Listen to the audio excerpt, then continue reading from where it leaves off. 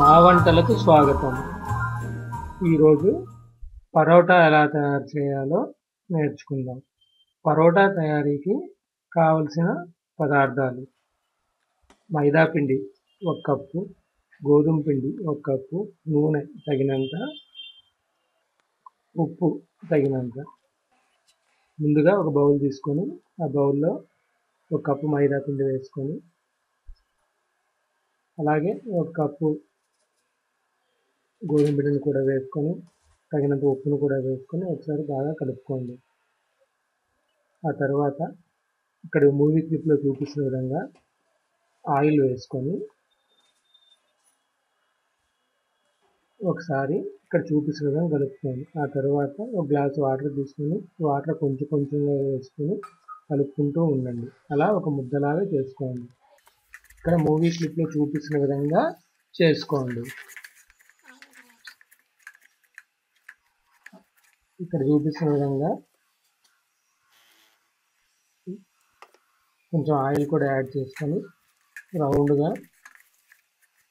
Round shape వచ్చేంత వరకు చేసి ఒక క్లాత్ తీసుకొని తడిపి దాని మీద పెట్టి ఇలా 1 గంట పాటు పక్కన పెట్టుకోండి. 1 గంట అయిన తర్వాత ఆ మూత తీసి ఒకసారి ఈ పిండిని ఇలా చెక్ చేసుకొని ఒకసారి బాగా కలిపి ఇక్కడ మూవీ క్లిప్లో చూపిస్తున్న విధంగా చిన్న చిన్న రౌండ్గా చేసుకోండి.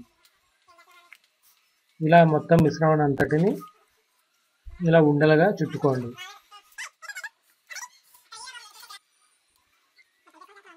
ఇలా ఉండలన్నింటినీ చుట్టిన తర్వాత ఒక పక్కన పెట్టుకొని ఇప్పుడు చపాతీ పీటను తీసుకొని ఇక్కడ మూవీ క్లిప్లో చూపిస్తున్న విధంగా చపాతీలు మనం ఎలా చేస్తామో అలా చేసుకోండి.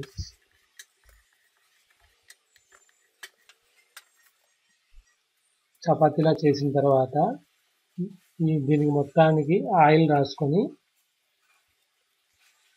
రాసిన తర్వాత లైట్గా పౌడర్ జల్లి ఇక్కడ మూవీలో క్లిప్లో చూపిస్తున్న విధంగా మడత పెట్టుకోండి. ఇలా 1 by 1 లేయర్ వచ్చేటట్టు మడత పెట్టుకోండి.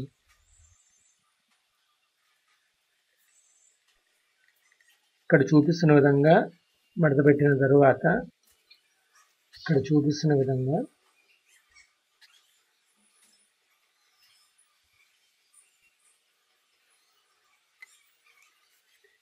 ఇలా 1 by 1 రౌండ్గా వచ్చేటట్టు ఇలా తిప్పుకోండి. ఇలా రౌండ్గా వచ్చిన తర్వాత ఒక పక్కన పెట్టుకోండి. ఇదే విధంగా మిగతా అన్ని వాటిని ఇదే ప్రాసెస్లో చేసుకొని ఒక పక్కన పెట్టుకోండి. తర్వాత మరలా చపాతీ కర్రను తీసుకొని ఇక్కడ మూవీ క్లిప్లో చూపిస్తున్న విధంగా చపాతీ మనం ఎలా అయితే చేసుకుంటామో అలా చేసుకోండి. ఇలా చేయడం వల్ల ఇక్కడ చూస్తున్నారు కదా మూవీ క్లిప్లో ఇలా లేయర్ టైప్ కనబడుతూ ఉంటుంది. ఇలా అన్ని ఉండలను ఇదే విధంగా చేసుకొని ఒక పక్కన పెట్టుకోండి. ఇప్పుడు ఒక పాన్ తీసుకొని స్టవ్ మీద పెట్టి పాన్ హీట్ అయిన తర్వాత మనం సిద్ధం చేసుకున్న ఈ పరోటాను అందులో వేసుకొని ఇక్కడ చూపిస్తున్న విధంగా ఒకసారి తిప్పుకోండి. అలా 2 sides వేగనీయండి. ఇది 2 పక్కల కాలిన తర్వాత స్టవ్ మాత్రం లో ఫ్లేమ్లో ఉంచుకోండి. మరీ హైలో పెట్టుకుంటే మాడిపోతుంది. ఇలా కలర్ వచ్చిన తర్వాత ఇక్కడ చూపిస్తున్న విధంగా ఆయిల్ చల్లుకొని ఒకసారి కలుపుకొని మరలా తిప్పండి. మనం ముందుగా ఆయిల్ వేయలేదు, అది హీట్ అయిన తర్వాత వేసాము. అదే ప్రాసెస్లో అన్నీ వేయించుకోండి. ఈ ప్రాసెస్లో చేస్తే పరోటా ఎంతో స్మూత్గా వస్తుంది. అలా అన్ని పరోటాలను చేసుకొని ఒక పక్కన పెట్టుకోండి. అంతే, ఎంతో రుచికరమైన పరోటాలు రెడీ. వీటిని ఒక ప్లేట్లోకి తీసుకొని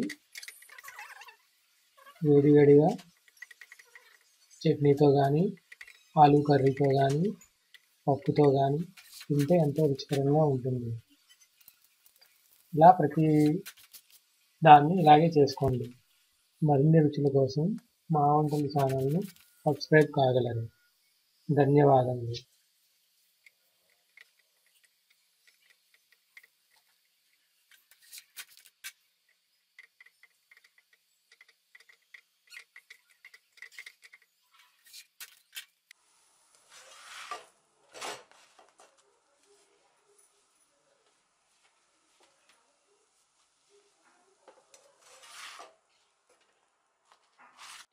ఒక ట్రైన్ లాగా ఉండేది అంకుల్. ఆ ట్రైన్ ఇంతకుముందు ఇలాగే వచ్చేది మన